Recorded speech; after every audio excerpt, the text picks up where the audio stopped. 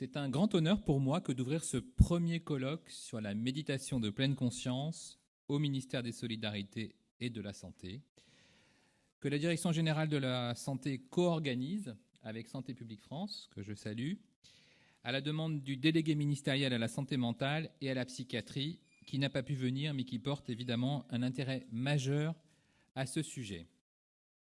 En moins de 20 ans, le nombre de publications, d'articles scientifiques, d'articles de presse et d'ouvrages traitant de la méditation de pleine conscience a explosé. Certains d'entre vous, que nous aurons le plaisir et l'honneur d'entendre aujourd'hui, ont participé à populariser et à structurer cette pratique de la méditation de pleine conscience. Aujourd'hui, près de 3 millions d'utilisateurs sont inscrits sur une des applications françaises les plus populaires de méditation et 13 millions de séances ont été écoutées depuis janvier 2019.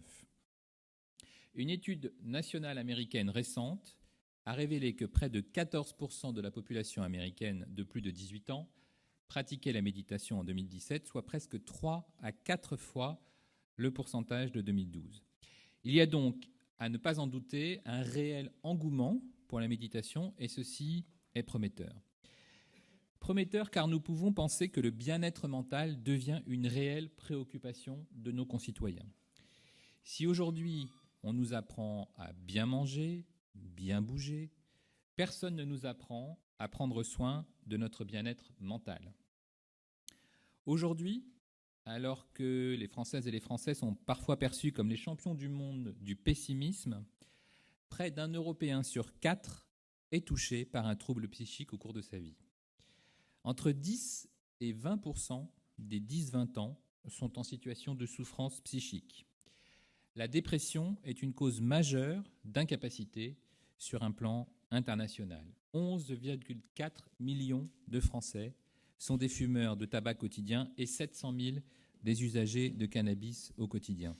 Dans ce contexte, il apparaît essentiel de promouvoir le renforcement, dès le plus jeune âge, des compétences cognitives, émotionnelles et sociales permettant de répondre avec efficacité aux exigences et aux épreuves de la vie quotidienne et à maintenir un état de bien-être subjectif. C'est la définition de l'Organisation mondiale de la santé des compétences psychosociales. Je reprendrai volontiers la formule de l'Organisation mondiale de la santé de 2013, il n'y a pas de santé sans santé mentale. En installant le 28 juin dernier le Comité stratégique national de la santé mentale et de la psychiatrie, la ministre Agnès Buzyn a souligné l'importance de la promotion du bien-être mental, de la prévention et du repérage précoce de la souffrance psychique et de la prévention du suicide. C'est l'un des axes de la feuille de route santé mentale qu'elle a déroulée devant les membres du comité. Nous avons donc un défi collectif toujours aussi grand et je suis convaincu que nous avons plus de clés encore qu'hier pour y parvenir. Au vu des données scientifiques actuelles et des valeurs portées par la méditation de pleine conscience, elle peut être l'une de ces clés. La pratique de la méditation de pleine conscience permet en effet de développer une présence à soi et des compétences dont les bénéfices vont être nombreux sur la santé physique, psychique et les relations sociales. Si la méditation de pleine conscience nous invite à n'avoir aucune attente, de nombreuses études scientifiques ont montré des résultats positifs de cette pratique laïque et protocolisée sur l'attention focalisée, sur les symptômes anxio-dépressifs, sur la prévention des rechutes dépressives et addictives, sur les troubles bipolaires, sur la prévention de la dépression du postpartum, sur la diminution de la tension artérielle et sur une meilleure gestion de la douleur. John Kabat-Zinn, professeur émérite de médecine à l'Université du Massachusetts, chercheur en biologie moléculaire et méditant, a créé au début des années 80 une approche éducative, préventive et laïque avec le protocole Mindfulness Based Stress Reduction, MBSR, issu de la rencontre entre des traditions contemplatives et les sciences modernes. Je vais appeler le professeur Jean-Gérard Bloch. Je vous le présente en quelques mots. Donc, le professeur Jean-Gérard Bloch vient de l'Université de Strasbourg. Il est professeur conventionné de l'Université de Strasbourg. Il fait partie, comme vous l'avez rappelé, du comité scientifique de cette journée. Il est médecin, rhumatologue, et il a contribué en France, il est de ceux qui ont contribué à faire connaître la pleine conscience à l'hôpital et à l'université. Il a créé notamment le diplôme universitaire médecine, méditation et neurosciences à l'université de Strasbourg.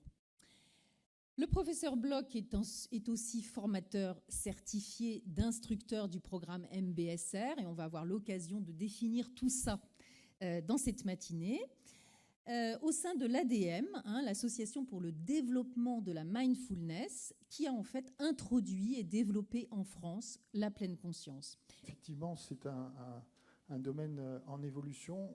On vit un petit peu en médecine occidentale sur un dogme de la séparation du corps et de l'esprit. Et un des registres de cet aspect d'intégration, c'est justement une meilleure compréhension du fonctionnement du corps et de l'esprit dans un système unifié, un système intégré. Ça, c'est un premier aspect de ce qu'on entend par intégration. Et le champ de la psycho-neuro-immuno-endocrinologie que j'évoquais est un petit peu cet aspect de l'intégration.